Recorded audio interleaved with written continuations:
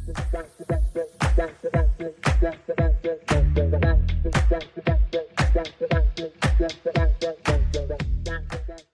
saya bersama Verolona untuk bercakap mengenai cerpen Anjing yang tersiar di Akhbar Minggu Malaysia pada tahun 1998. Sebagai pemula, Verolona, boleh cuba bacakan petikan kesukaan anda daripada cerpen itu?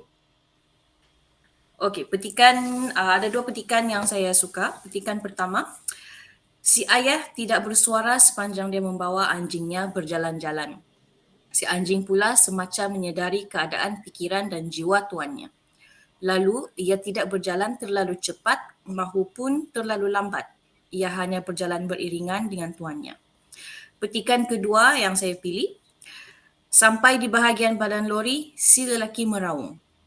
Dia merentap-rentap rantai yang masih terikat pada badan lori. Masih ada cebisan daging melekat padanya. Okey, dua petikan yang sangat berbeza juga ya, perubahan itu nyata. Jadi kita bercakap tentang perubahan pula. Dalam cerpen ini ada watak anak-anak. Apa yang Verolona perhatikan perubahan yang dialami oleh watak anak-anak dalam cerpen ini? Okey. Perubahan yang saya nampak, perubahan anak-anak dalam cerpen ini, pada mulanya mereka patuh kepada arahan ayah mereka, tetapi perubahan itu ialah mereka menjadi berani untuk memberontak. Dan saya faham lumrah manusia, orang yang lembut, tidak digeruni, tidak dihormati, dipijak-pijak kepala. Jadi anak-anak itu juga anak-anak mereka, dia juga anak-anak bapa ini, pemandu lori ini, mereka sudah menjadi kebiasaan dimarah, ditengking. Bapa mereka sangat bengis. Jadi perubahan itu membuatkan mereka hilang rasa hormat. Jadi pada watak bapa itu pula, macam apa perubahan yang Verolina perhatikan? Perubahan pada diri watak bapa itu? Bapa itu pada mulanya dia seorang yang bengis, garang, tegas. Tetapi selepas dia menjaga anjing tersebut, dia menjadi lembut hati, mesra dan berani menunjukkan kasih sayang secara terbuka. Dalam tradisi orang Asia, kita tidak menunjukkan yang kita sayang kepada seseorang. Jadi perubahan itu membuatkan orang rasa dia ni lembut lah, dia ni lembut, boleh dipijak kepala sebab dia sudah menunjukkan yang dia sayang pada anjing itu secara terbuka.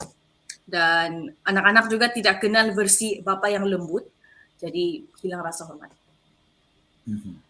Jadi kita nampak perubahan pada diri anak-anak dan juga pada bapa. Dan kita pergi kepada Verolina sendiri pula. Sewaktu Verolina membaca cerpen ini, apakah ada sebarang bentuk perubahan, iaitu perubahan dari segi emosi, dari segi perasaan ataupun dari segi pemikiran, pandangan, idea terhadap watak-watak ataupun cerita-cerita yang ada dalam cerpen ini? Okey. Secara jujurnya saya harap saya dapat menjawab dengan betul soalan ini. Ya. Okey, sebab saya kurang faham. Dari segi emosi, saya rasa melankolik terhadap cerpen ini sebab tidak ada permulaan yang ceria atau pengakhiran yang ceria. Tapi tidak semestinya itu tidak bagus sebab perasaan ini ialah satu perasaan yang kuat. Saya harap mencari faham. Melankolik. Saya rasa marah sebab anjing terkorban. Saya suka anjing. Jadi kenapa anjing yang patut terkorban di dalam keadaan keluarga yang kurang komunikasi begini? Saya rasa sedih sebab anjing tersebut tidak sempat menikmati hidup yang lama. Perubahan pemikiran dari pandangan saya selepas membaca cerpen ini, ia menjadi lumrah kehidupan.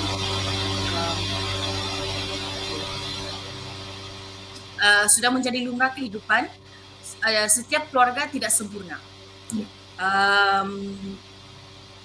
Saya boleh bincang lebih panjang, tapi dari pengalaman saya sendiri untuk hidup lebih tenang, setiap kesedihan di dalam di dalam keluarga kita sendiri, kalau kita merasa sedih, kita harus terima kesedihan itu, kita harus terima ketidaksempurnaan keluarga sendiri, supaya kita tahu bersyukur dalam masa akan datang pada kegembiraan yang kita terima.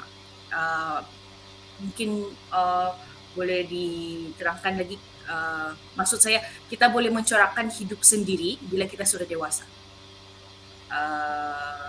dan kita tidak perlu ikut pattern ibu bapa kita yang kita tidak sesuai. Kalau kita perhatikan cerpen ini, Luna, sebenarnya ini bukan satu cerpen baru ya. Cerpen yang tersiar di Akhbar Mingguan Malaysia pada 26 hari bulan April 1998. Maksudnya sudah lebih 25 tahun. Ya, bagi pandangan saya, cerpen sebegini walaupun pernah disiarkan 25 tahun lalu, ia masih mampu menarik minat pembaca zaman sekarang sebab cerpen ini bertemakan binatang peliharaan. Manusia sekarang, mereka sudah hilang kepercayaan kepada manusia lain sebab sudah banyak kes kita baca dalam akhbar, dalam sosial media, kawan sendiri tipu duit kawan sendiri di belakang belakang. Jadi manusia zaman sekarang lebih percaya kepada binatang peliharaan sendiri. Jadi cerpen sebegini saya rasa masih boleh menarik minat.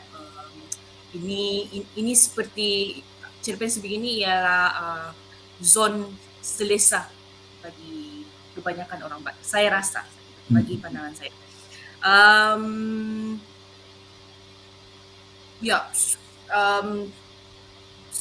Bagi saya, cerpen ini masih boleh menarik minat ramai orang. Ya. Baik, terima kasih kepada Luna kerana sudi berkongsi pandangan dan ulasan tentang cerpen ini. Sama-sama.